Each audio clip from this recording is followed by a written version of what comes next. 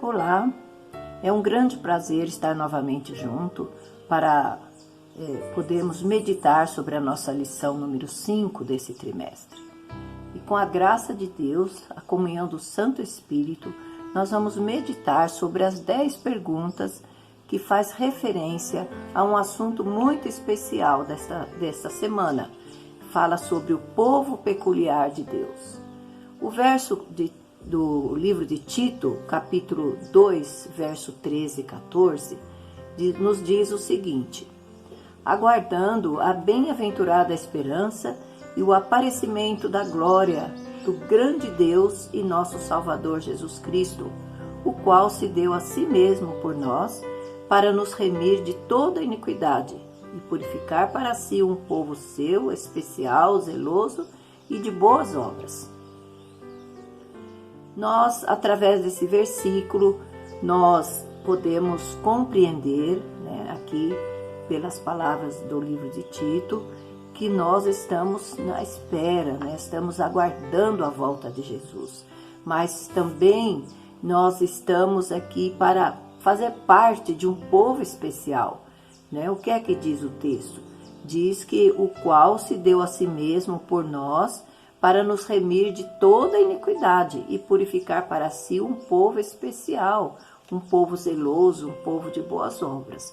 Esse é o objetivo, esse deve ser o foco do povo peculiar de Deus desses últimos tempos. A primeira pergunta, nós vamos meditar no livro de Ezequiel, capítulo 20, verso 12. Mas a pergunta diz o seguinte: como seremos um povo especial? Que outro instrumento também peneira a igreja? E no livro de Ezequiel, do capítulo 20, verso 12, nós vamos ler o seguinte: também lhes dei os meus sábados para servirem de sinal entre mim e eles, para que soubessem que eu sou o Senhor que os santifica. Meus amados, no próprio versículo de Ezequiel 20, verso 12, nós já podemos ver que a guarda, a santificação do Santo Sábado nos torna um povo diferente. Aqui nós vemos que Deus disse que nos dá um sábado, não o nosso sábado, mas o seu sábado. Para quê? Para que sejamos diferentes. Ele diz aqui, repetindo, para servir de sinal entre mim e eles. E isso já é uma maneira de mostrar ao mundo quem serve a Deus e quem não serve. Mas ainda existe outro instrumento também que peneira a igreja. E nós vamos ver através da leitura que está no segundo testemunho seleto, na página 180. Diz o seguinte: a terceira mensagem angélica é que devemos apresentar ao mundo. Nisto tem Deus uma prova para nós, e se atingirmos a norma, seremos um povo peculiar. Quem quer que obedeça ao quarto mandamento, verificará que está traçada uma linha divisória entre ele e o mundo. O sábado é uma prova, não uma exigência humana, mas a prova de Deus. É aquilo que distinguirá os que servem a Deus dos que não o servem. Em torno deste ponto sobrevirá o derradeiro e grande conflito da luta entre a verdade e o erro. Geralmente, entre nosso povo, o sábado não tem ocupado a exaltada posição em que Deus o colocou. O mundo é um instrumento que peneira a igreja e prova a genuinidade de seus membros. O mundo oferece engodos que, uma vez aceitos, colocam o crente de modo que sua vida não se ache em harmonia com a fé que professa. Então o mundo também é uma peneira, O mundo oferece seus engodos e por aí nós podemos provar se estamos do lado de Deus ou do lado do mundo. Então também o mundo nos oferece essa prova. E os guardadores do sábado? Os guardadores do sábado precisam ser um povo que realmente vejam a santidade desse dia. Não é apenas para parar de trabalhar, parar de comprar, parar de vender, mas é um dia para ser santificado. É aí que está a diferença. É aí que nós podemos mostrar a peculiaridade de um povo que serve a Deus. Porque parar de trabalhar no sábado não é o suficiente, porque esse dia precisa ser santificado. É aí que nós vamos mostrar a peculiaridade do povo que obedece os seus santos mandamentos. A segunda pergunta nos pergunta o seguinte: à medida que nos aproximamos do cenário final, que ministério Deus terá e preparado para o quê? São João, capítulo 21, do verso 15 ao 17. Depois de terem comido, perguntou Jesus a Simão Pedro: Simão, filho de João, amas-me mais do que estes outros? Ele respondeu: Sim, Senhor, tu sabes que te amo. Ele lhe disse: apacenta meus cordeiros. Tornou a perguntar-lhe pela segunda vez: Simão, filho de João, tu me amas? Ele lhe respondeu: Sim, Senhor, tu sabes que te amo. Disse-lhe Jesus: pastorei as minhas ovelhas. Pela terceira vez, Jesus lhe perguntou: Simão, filho de João, tu me amas? Pedro entristeceu-se por ele lhe ter dito pela terceira vez: tu me amas. E respondeu-lhes: Senhor, tu sabes todas as coisas, tu sabes que eu te amo. E Jesus lhe disse: apacenta as minhas ovelhas. E também, para concluir, no livro Terceiro Mensagem Escolhida, na página 385, a grande questão que está tão próxima eliminará aquele a quem Deus não designou, e ele terá um ministério puro, leal, santificado e preparado para a chuva serôdia. Uma nova vida está procedendo das instrumentalidades satânicas para operar com um poder que até agora não percebemos. E não irá o povo de Deus, e não irá um novo poder do alto tomar posse do povo de Deus? Podemos compreender, queridos, que o ministério que hoje tem operado é um ministério que muitos são chamados, mas poucos são os escolhidos. Mas ao nos aproximar do cenário final, da grande e última batalha, entre o bem e o mal, então será eliminado aquele que não lutou para se tornar um povo peculiar. Nós vemos na pergunta anterior que Deus está procurando um povo peculiar. O terceiro anjo está separando, purificando, preparando um povo peculiar para fazer parte desse último cenário, dos últimos acontecimentos. Temos que nos preparar para receber a chuva serôdia. Para isso se exige uma preparação, não é de qualquer jeito. Nós temos que fazer a vontade de Deus, santificar seus santos mandamentos, para que assim nós possamos receber a chuva serôdia, o poder do alto, um poder que possa tomar posse do seu povo e fazer desse povo os mensageiros para os últimos acontecimentos. Também a terceira pergunta diz assim: que apostasias serão frequentes segundo a mensageira do Senhor?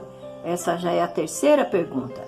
Então, lá em 1 Timóteo, capítulo 4, verso 1 e 2.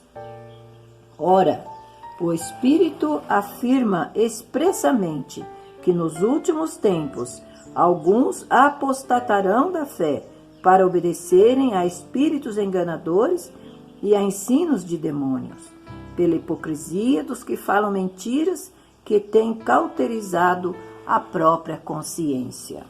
Queridos, podemos ver por aqui, esses versos de 1 Timóteo, Paulo falando de uma grande apostasia. Na verdade, nós podemos ver que nos últimos dias tem surgido muitas mentiras, acerca da salvação.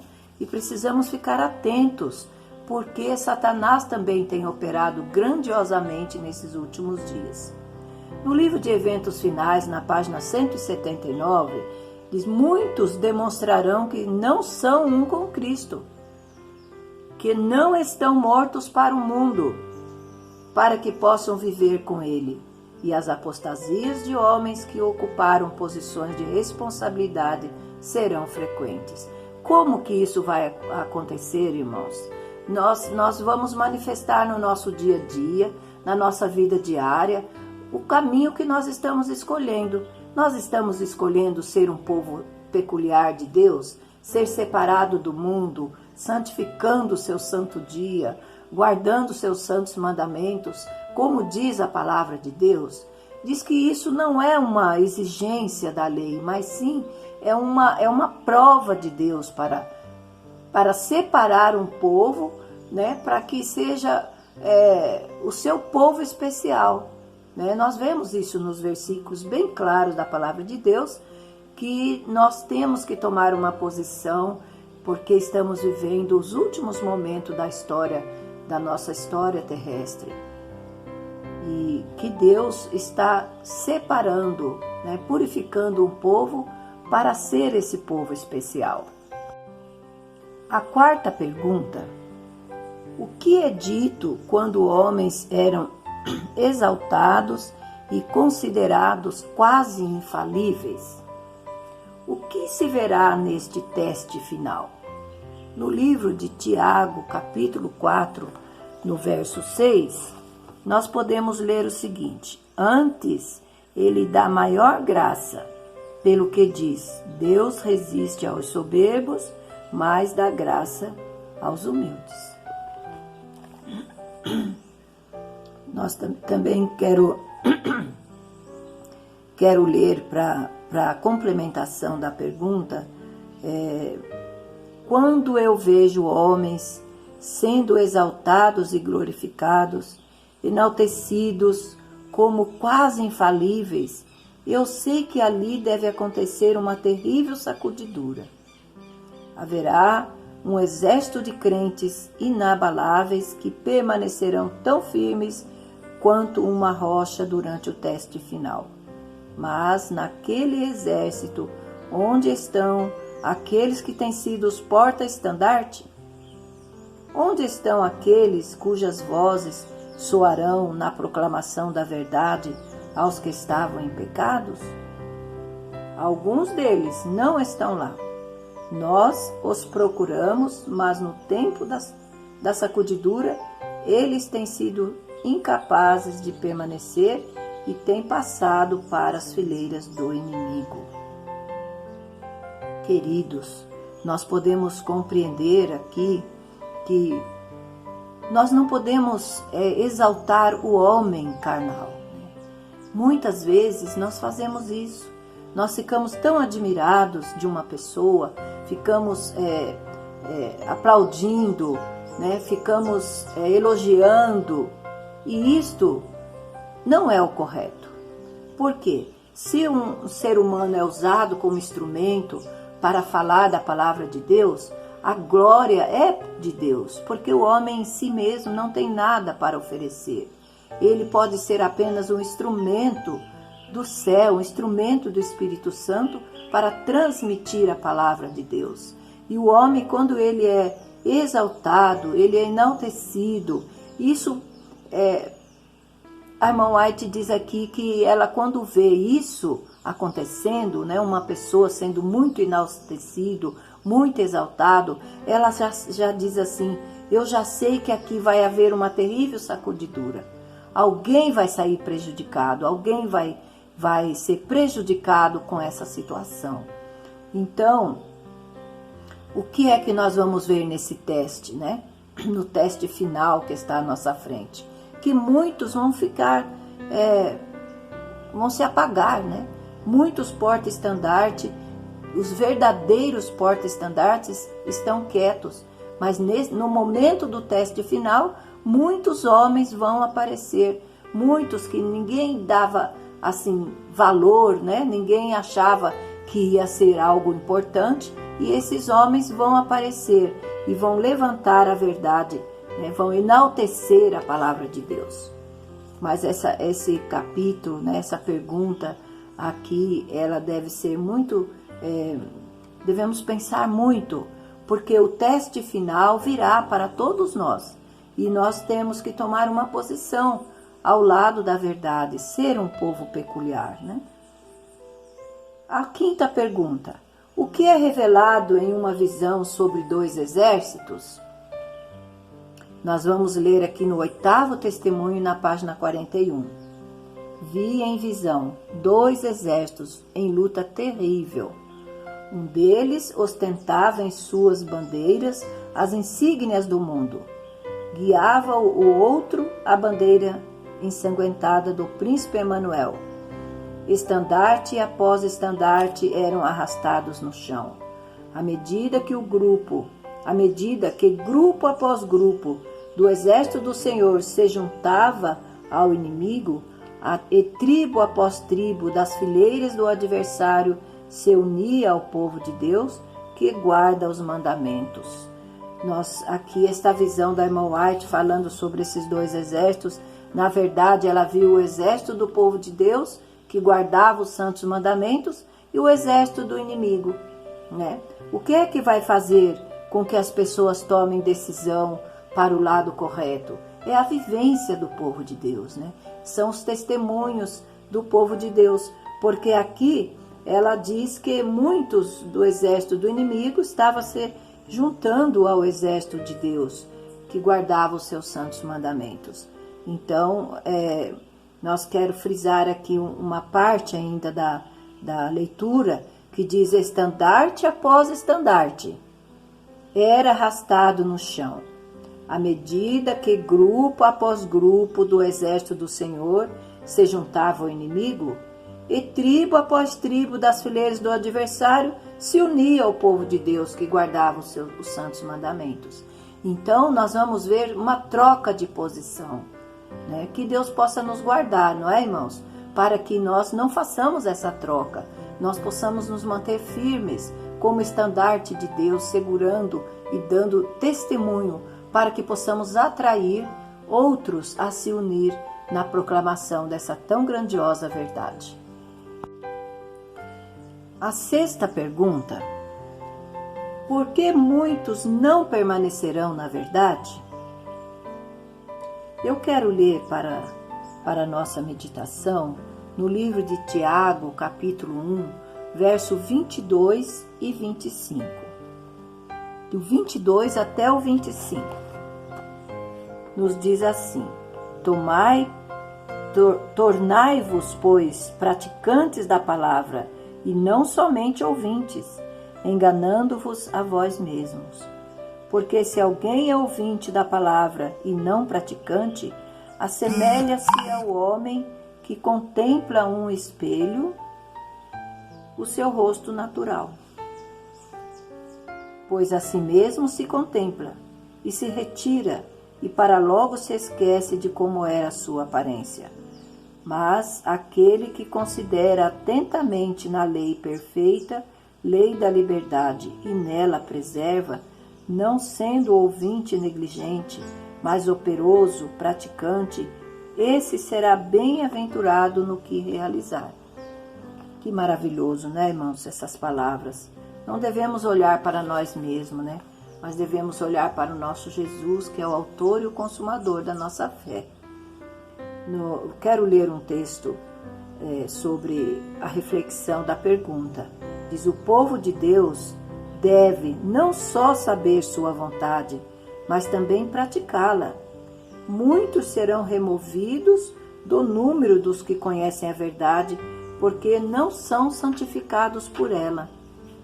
A verdade tem de introduzir-se-lhe no coração, santificando-o, purificando-o de toda mundanidade e sensualidade da vida mais íntima.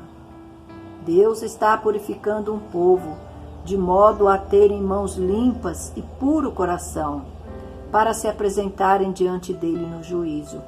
A norma tem de ser exaltada, purificada a imaginação, a paixão acumulada em volta de práticas aviltantes tem de ser renunciada, e a alma ergue-se a pensamentos puros, práticas santas.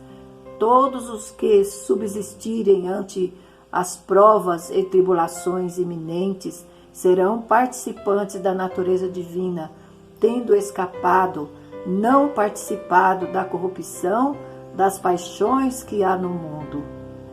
É perigoso ser simplesmente ouvintes da palavra e não praticante. O que ouve e obedece toda a palavra que procede dos lábios de Deus está construindo sobre a rocha. O que ouve, mas não traz as palavras de Deus para dentro de sua vida prática, constrói sobre areia e certamente cairá. Essa aqui é uma carta do dia 3 de julho de 1888. São conselhos, né? São, assim, é uma reflexão que cada um de nós devemos fazer, né? Como é que estamos como povo de Deus? Nós estamos nos purificando, né, de tudo, da contaminação, da corrupção desse mundo, para nos tornarmos um povo peculiar de Deus, para Deus, né? Devemos pensar muito, porque é perigoso ser simplesmente só ouvinte da palavra de Deus. Nós precisamos ser praticantes, né? Porque o que ouve e obedece a toda palavra que procede da boca de Deus, ele está construindo para a vida eterna.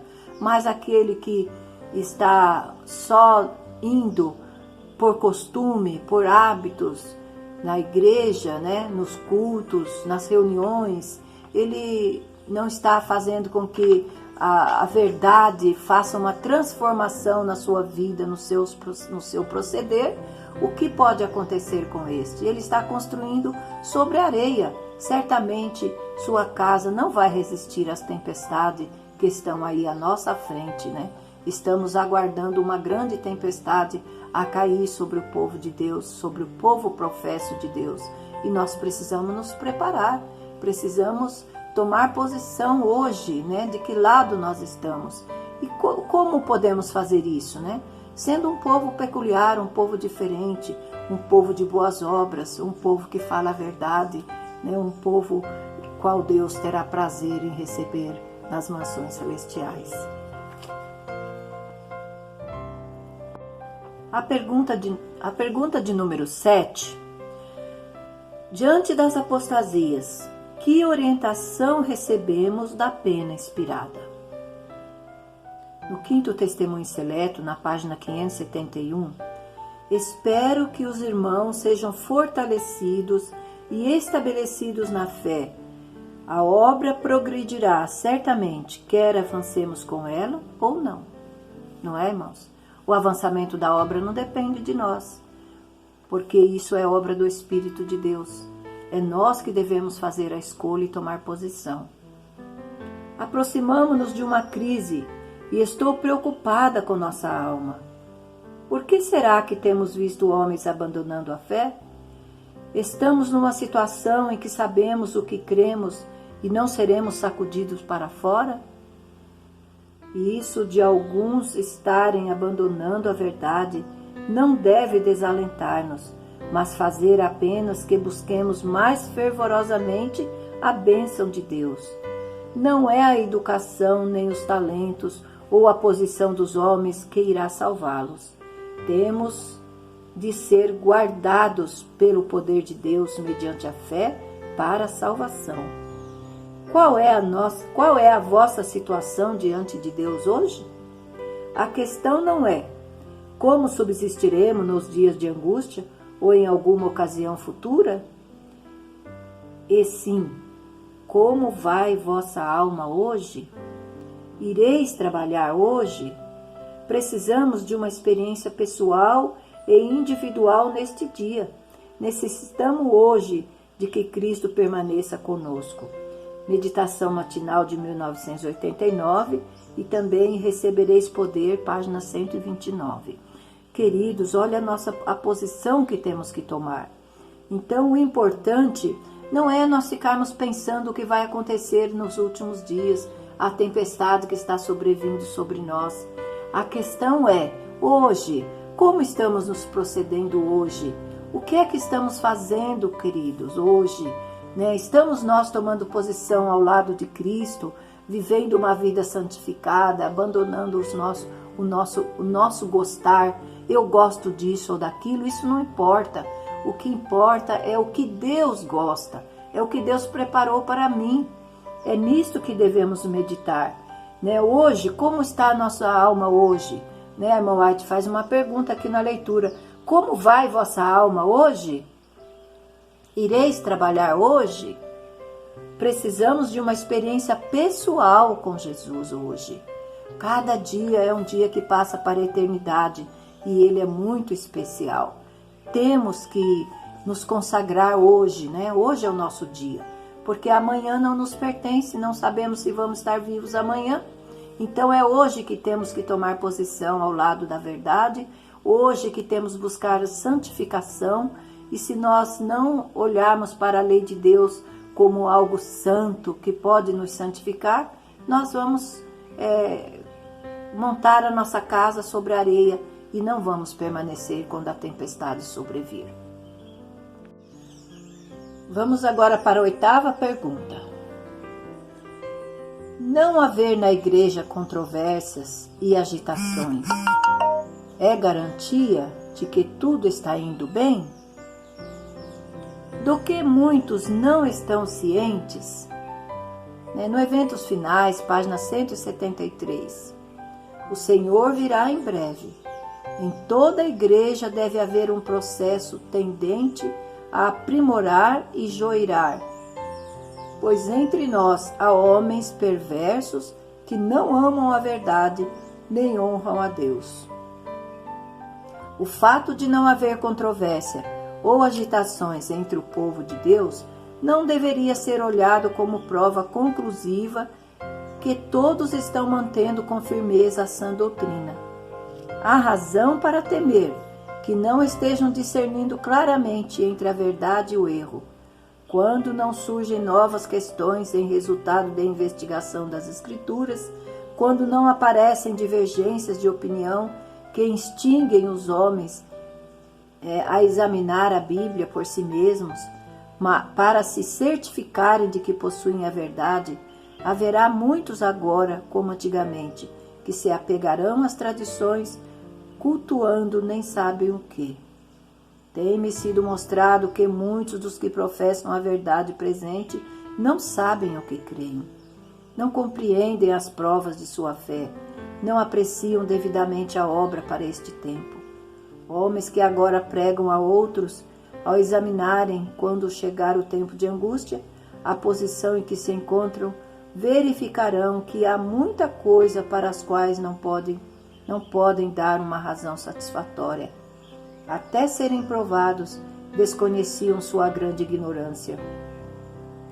E há na igreja muitos que contam por certo que compreendem aquilo em que creem, mas que, até surgir uma discussão, ignoram sua fraqueza.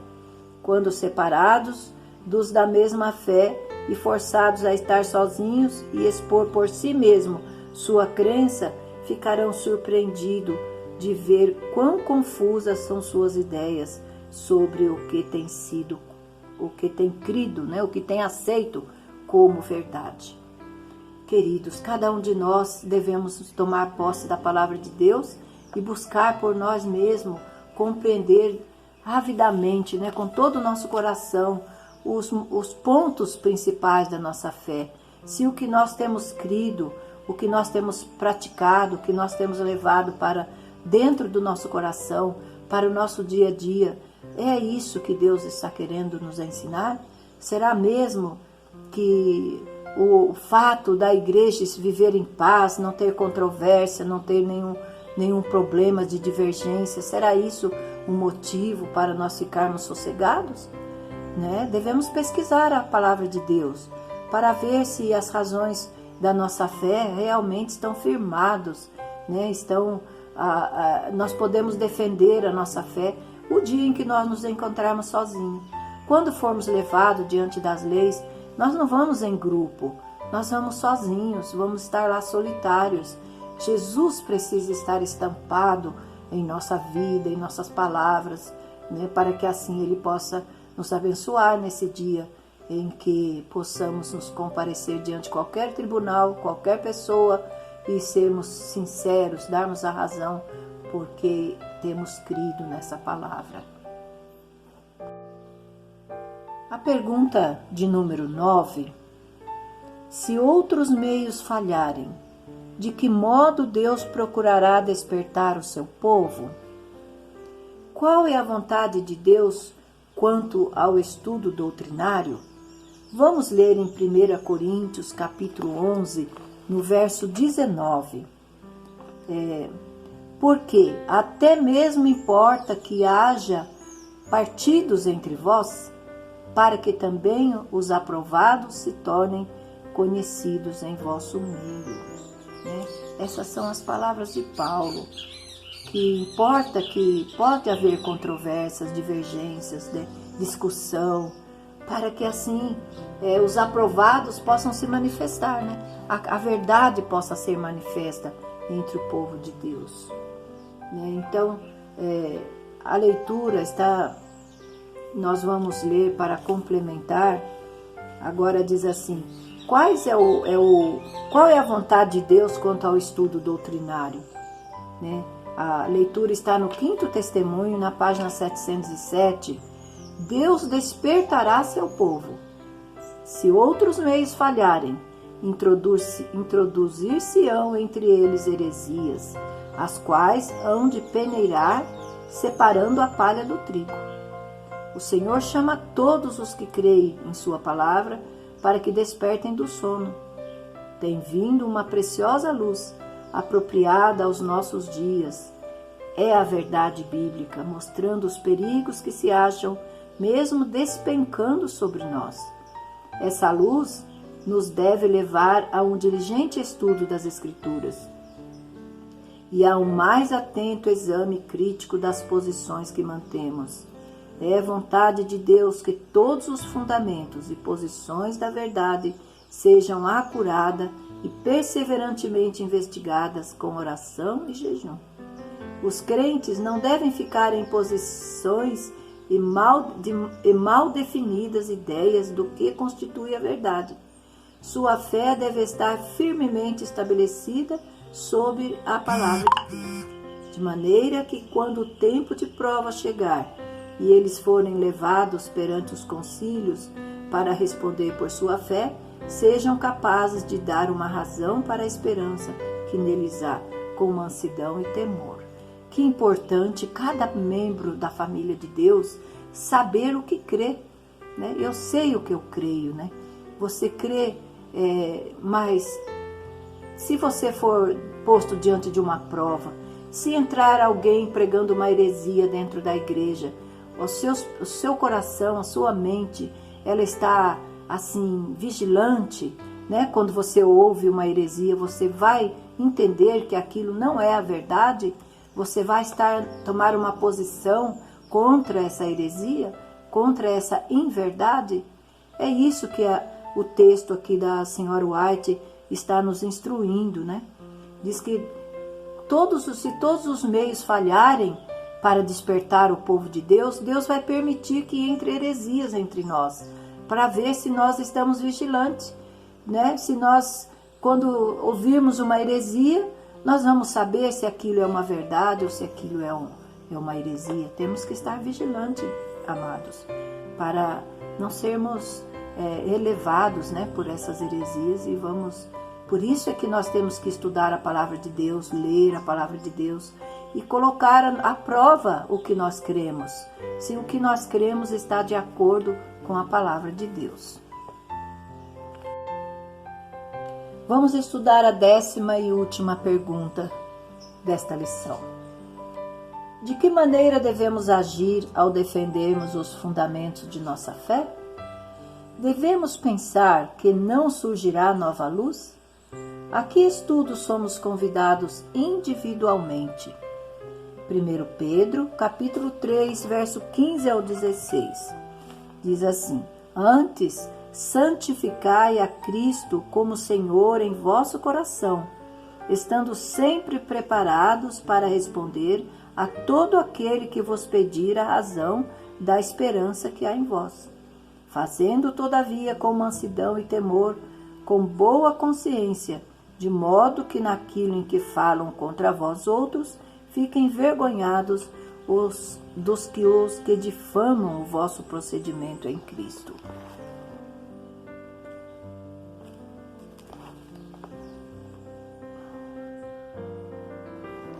Vamos ler a nota da nossa pergunta, né, que está também no 5º testemunho. Essa nota, ela começa assim, ó: agitar, agitar, agitar. Os assuntos que apresentamos ao mundo devem ser para nós uma realidade viva. É importante que, ao defender as doutrinas que consideramos artigos fundamentais da nossa fé, nunca nos permitamos o emprego de argumentos que não sejam inteiramente retos. Eles podem fazer calar um adversário, mas não honram a verdade. Devemos apresentar argumentos legítimos que não somente façam silenciar os oponentes, mas que suportem a mais acurada e prescrutadora averiguação. Seja qual for o grande adiantamento intelectual do homem, não pense ele, nem por um momento, que não há necessidade de inteira e contínua pesquisa das Escrituras em busca de maior luz. Como um povo, somos convidados individualmente ao estudo da profecia. Devemos observar atentamente, a fim de distinguir qualquer raio de luz que Deus nos apresente. Devemos apanhar os primeiros clarões da verdade e, mediante estudo, apoiado pela oração, poder-se-ão obter mais intensa luz, a qual poderá ser apresentada aos outros. Quando o povo de Deus está à vontade e satisfeito com a luz que já possui, podemos estar certos de que ele os não favorecerá. É sua vontade que eles marchem sempre avante, recebendo a sempre crescente luz que para eles brilha. Né? Foi escrito esse texto em 1889. Queridos irmãos, então, de que maneira devemos agir ao defendermos os fundamentos de nossa fé? Devemos agir com veracidade, irmãos, só com a verdade. Não devemos usar argumentos fora da Escritura Sagrada. Devemos usar argumentos fundamentados na Palavra de Deus, para que assim o inimigo seja desmascarado, né? Também nós devemos sempre ter em mente que Deus tem mais luz para nos revelar. Deus, mediante a prática da luz que nós já temos, Ele tem mais luz para nos dar. Mas isso depende do nosso estudo, né? do acurado, da pesquisa da Palavra de Deus.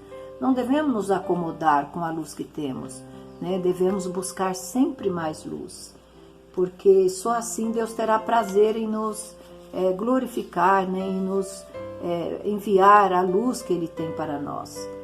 E diz aqui mais, que estudo nós somos convidados individualmente. Todos nós podemos individualmente tomar a Escritura Sagrada e colocar à prova o que nós cremos. Vamos verificar através da Palavra de Deus se aquilo que nós cremos está fundamentado na Sua Palavra, porque só assim nós vamos subsistir às provas finais. Então, meus amados, ser um povo peculiar é ser um povo estudioso, um povo que não se fia, porque um que estudou, um que está à frente, né, ele é sábio, é estudioso. Não vamos fiar na sabedoria do outro. Vamos confirmar a nossa fé através da Palavra de Deus, com oração, com jejum, né, procurando uma santificação, buscando em Jesus firmar cada dia mais aquilo que nós cremos. Só assim nós vamos resistir às tempestades que estão à nossa frente, a peneira que está peneirando, né? Porque o assunto desse trimestre fala sobre sacudidura. Diz que vai sacudir tudo que deve ser sacudido, sacudido será. E para isso nós precisamos estar firmes, seguros na verdade, para que possamos permanecer até a volta de Jesus.